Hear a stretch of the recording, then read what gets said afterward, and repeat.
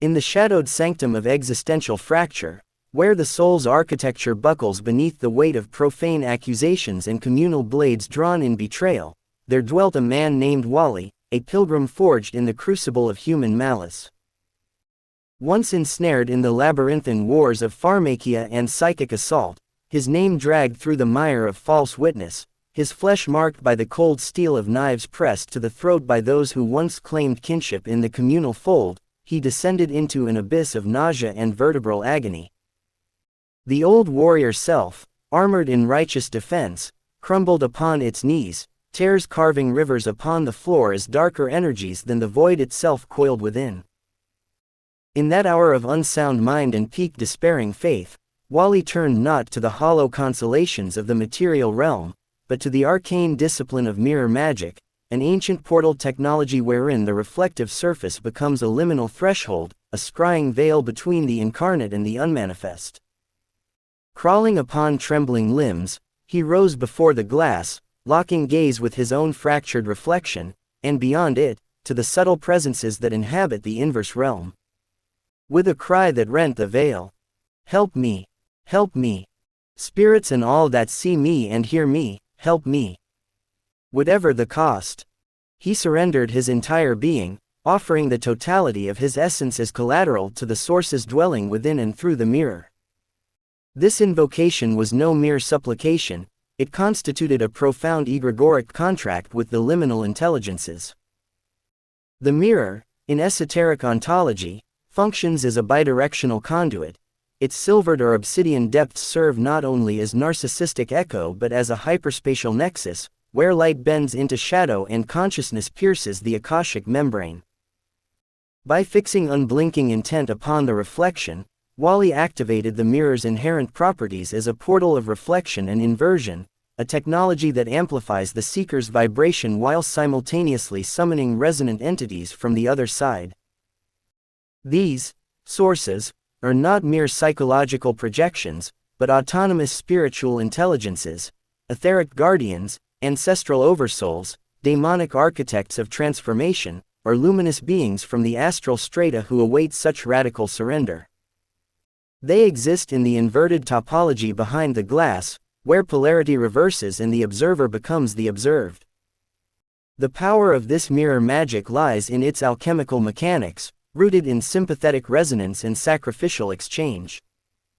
First, the act of staring dissolves the egoic boundary, the reflection ceases to be self, and becomes a living sigil, a fractal interface with the collective unconscious and transpersonal realms. Second, the raw desperation, coupled with the declaration of total surrender, generates a potent egregore of invocation, a vacuum of spiritual gravity that draws responsive forces across the veil.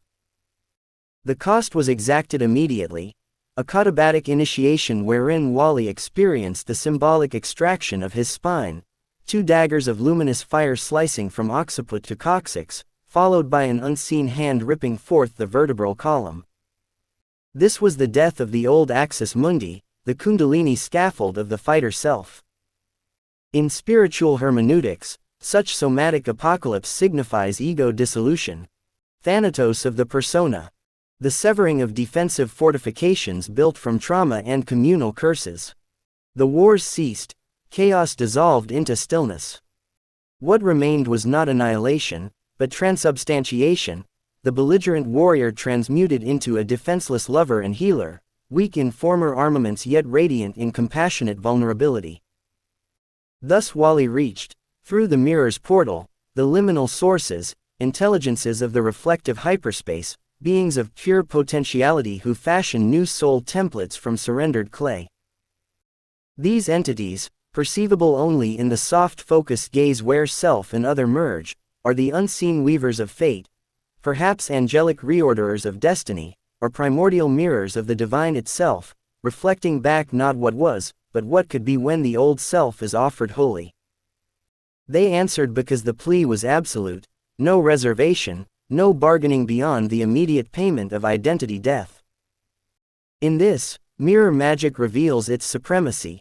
Unlike terrestrial alliances, which falter under human frailty, the mirror's sources operate through immutable laws of resonance and reciprocity.